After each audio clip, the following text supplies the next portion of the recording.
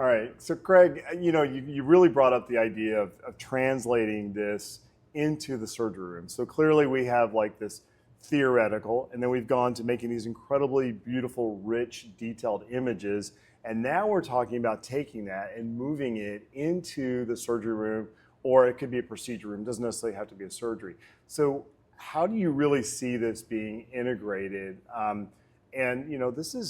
These images are amazing, but they're also very detailed. And sometimes that detail is overwhelming. Absolutely.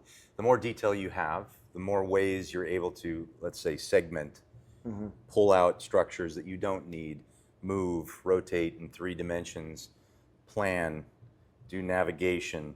So the more information you have, the more precise your navigation. The smaller the resolution, the more precise and the smaller details you can get, the better your surgeries, the better your outcomes. How precise can you drive that screw so it's just subcortical and not into the joint space? We need that information. So I think having this type of imaging and this type of clarity and the ability to look at it in non-orthogonal views is critical. And as a surgeon myself, I find this critical because, we were talking about orthopedics, but we use this for soft tissue. And the soft tissue detail that I can get, especially when you add in contrast, it tells me where the vascular supply is. It tells me what organs that this mass, for example, may or may not be attached to. It really gives me that information such that when I go in surgically, I have a really good idea as what I'm going to run into. And I know the complications, or at least I have a series of complications in my mind that I'm going to be working to avoid. And it really, the planning aspect is really incredible. And it's amazing. And you bring up this fact of complication and using the anatomy. Now all of a sudden we can start to see details in the imaging. It says that's why we get that complication. There is actually a vessel there that we didn't know about. So the research opportunities and the prospective studies that can be done both here at the MARC with the imaging and the GAX technology and the BrightView really opens up avenues for new and exciting adventures.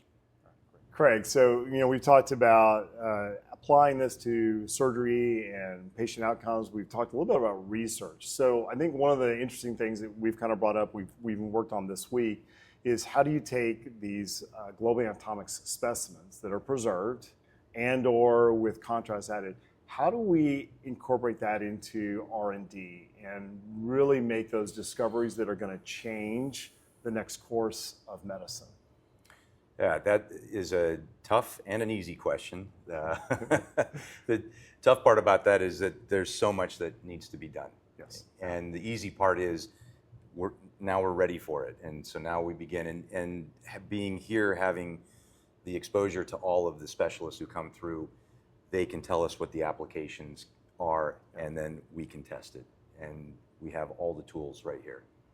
Yeah, it's really, the MARC is an incredible facility, and you're right, with all the different people coming from all over the world, multiple different specialties, it does allow us to really kind of look at what if we want to try this procedure a different way. We saw that earlier this week, just in even orthopedic procedures. How do we do things a little bit differently, and what might the complication be before we do this, before we get to a living patient, and we know, again, we're kind of planning ahead. So I really like that aspect, and I think, again, the imaging quality that we get with the Epica CT scanner is just phenomenal, and it's unparalleled. Like, I've worked in a lot of different industries with CT technology, and the clarity, it's just beautiful. It's like looking at art, but at the same time, I need to know that information as a surgeon, and I'm sure with all the surgeons that come in through this facility, they're also starting to think outside the box. Like, I was taught to do it this way, but what if I try this instead of my traditional method? Absolutely. So yeah, I love that about this system, this whole connection between the different groups, the different companies, and so forth. It is wonderful, and with the GAX preservative, now you can have specimens that stick around for a year that can be reused, and that's a remarkable accomplishment, and nothing like I've seen since medical school when I worked with formaldehyde cadavers. So first of all, thank you for that. Second of all, it's actually tremendous for science. It's a great opportunity for us to advance, teach, provide simulation, and test new theories. So it's the best of all worlds. Wonderful. All right, thanks. Thank you.